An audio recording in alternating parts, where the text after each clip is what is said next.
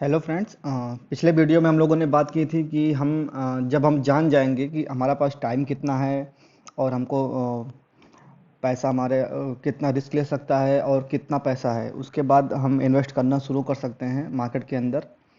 फिर हम पहले बात करेंगे कि हम मान लो हमने जान लिया कि कितना पैसा है। मान लो कि कोई इंसान है जिसकी सैलरी 30,000 रुपये है, ठीक है।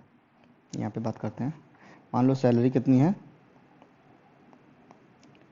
30,000 रुपये। वो 20,000 रुपये पर मंथ खर्चा कर देता है। टोटल आता है 10,000 रुपये जो वो इन्वेस्ट कर सकता है। उसको मान लो शॉर्ट टर्म में, यानी 1 साल के अंदर, 1 साल के अंदर उसको जो है एक बाइक लेनी है और 15 साल बाद उसको एक घर लेना है। उसने पहले से डिसाइड कर लिया है, उसकी 30,000 की सैलरी है। फिर वो क्या करेगा, वो बाइक के लिए, क्योंकि उसका शॉर्ट टर्म गोल बाइक है, इसलिए वो बाइक के लिए पहले मान लो बाइक 1 लाख रुपए की आएगी, तो वो क्या करेगा, वो 8,000 रुपये पर मंथ जोड़ना शुरू करेगा बाइक के लिए। उसके बाद बचेंगे 2,000 रुपये। वो 2,000 रुपये पर मंथ डालना शुरू कर देगा इक्विटी में। और ये जो 8,000 रुपये है वो डालेगा वो एफडी, फिक्स डिपॉजिट वाले किसी भी स्कीम में, या वो बॉन्ड वगैरह में इन्वेस्ट कर सकता है जिसमें फिक्स रिटर्न मिलते हैं, ठीक है। अब मान लो इक्विटी में उसने इन्वेस्ट करना शुरू किया 2,000 रुपये, वो उसका लॉन्ग टर्म में रहेगा, उसमें रिस्क भी ज़्यादा ले सकता है क्योंकि वो पैसा उसके अभी फ़िलहाल के लिए यूज में नहीं आएगा। और उसको 8,000 रुपये को यूज में है, उसके 1 साल बाद यूज करना है, इसलिए उसको जो है वो एफडी करना शुरू कर दिया और वो बाइक के लिए इन्वेस्ट करना शुरू कर दिया, और ये होम के लिए। अब उसके बाद जो है, मान लो उसकी बाइक आ जाती है 1 साल बाद। 1 साल बाद उसके बाद 96,000 रुपये होंगे जिसमें वो आराम से बाइक खरीद लेगा। उसके बाद वो आते हैं उसके कैलकुलेशन पे कि 2,000 रुपये जो इन्वेस्ट कर रहा था वो कैसे कर रहा था, वो क्या क्या उसका क्या होगा। तो 2,000 रुपये 12 महीने में इन्वेस्ट होकर के कुछ रुपए होंगे होंगे, ठीक है। और 8,000 रुपये के हिसाब से उसकी बाइक आ गई होगी। उसके बाद क्या करेगा, जब 1 साल पूरा हो जाएगा तो वो 2,000 प्लस 8,000, 10,000 रुपये वो इन्वेस्ट करना शुरू कर देगा होम के लिए, यानी इक्विटी में, क्योंकि उसे शॉर्ट टर्म में फ़िलहाल के लिए कोई ज़रूरत नहीं रह जाएगी। अब वो उसका पैसा कैसे कैसे बढ़ेगा, इक्विटी वाला।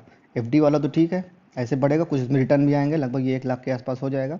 उसके बाद हम देखते हैं कि ये जो पैसा है उसका इन्वेस्ट करने के लिए होम पे, वो कैसे कैसे बढ़ेगा। उसके लिए हम चलते हैं यहाँ पे कंपाउंड इंटरेस्ट वाले कैलकुलेटर पे। यहाँ पे थे हम। इनिशियल डिपॉजिट मान लीजिए उसका है, कुछ नहीं था, इनिशियल डिपॉजिट 0 कर देते हैं ना। इंटरेस्ट रेट लगभग 15% का आता है, 15 से 20% का। एवरेज लेते हैं 17% ईयरली। 1 साल के लिए उसने इन्वेस्ट किया, मंथली किया इन्वेस्ट। डिपॉजिट कर रहा था वो कंपाउंड इंटरवल डेली डिपॉजिट कर रहा था वो 2,000 रुपये मंथली। बिगनिंग में ही कर दे रहा था, जब उसकी सैलरी आ रही थी तभी कर रहा था। कैलकुलेट करते हैं, ये देखिए उसके पास फाइनल अमाउंट आ गया 26,000 रुपये का, ठीक है। ये आप देख सकते हैं यहाँ पे 26,000 रुपये फ्यूचर इन्वेस्टमेंट वैल्यू हो गई 26,345 रुपये। इसको हम कहीं पे लिख लेते हैं, ठीक है। मान लो हम लिख दिया 1 साल बाद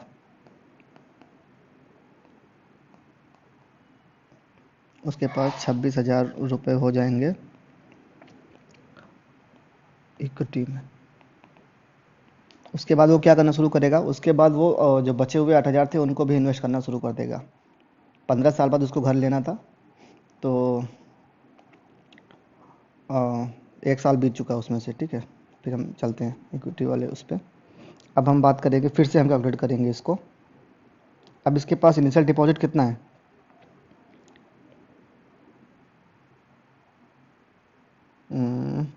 26,000। 26,000 रुपये उसके पास इनिशियल डिपॉजिट है। रिटर्न रहते हैं उतना ही।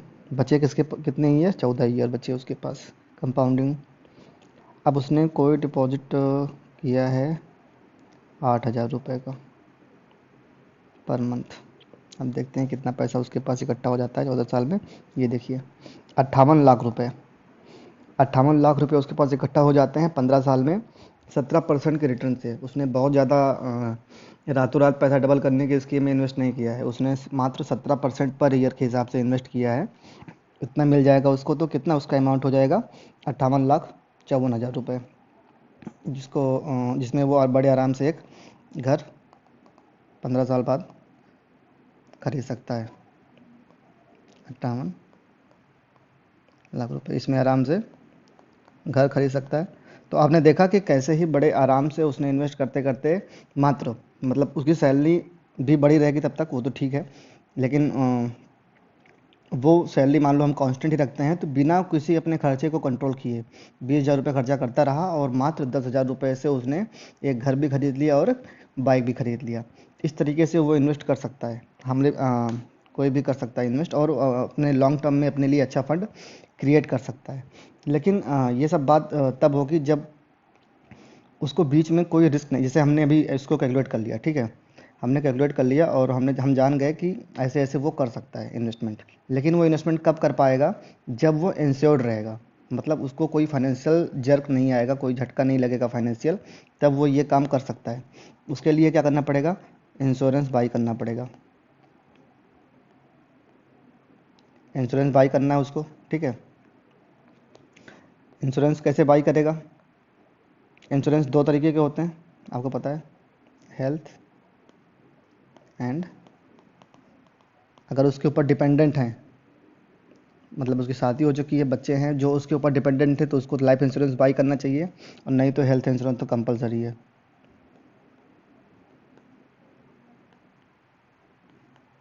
ठीक है, तो कंपलसरी है हेल्थ इंश्योरेंस बाई करना। इन दोनों को जब कर लेगा, यही दोनों मेजर झटके होते हैं जो इंसान को फाइनेंशियली लग सकते हैं कभी भी। तो अगर इन दोनों तरीके से वो इंश्योर्ड है, तो फिर उसके बाद वो उसकी ये फाइनल अमाउंट है, ये इसको वो आराम से अचीव कर सकता है, क्योंकि उसके जो रिस्क हैं वो ख़त्म हो जाएंगे एक तरीके से, जो इस तरीके के रिस्क हैं जो कंपलसरी रिस्क हैं वहाँ पे ख़त्म हो जाएंगे, तो वो खर्चे उसके कंट्रोल में हो जाएंगे और वो बड़े आराम से इन्वेस्ट कर सकता है। Thank you.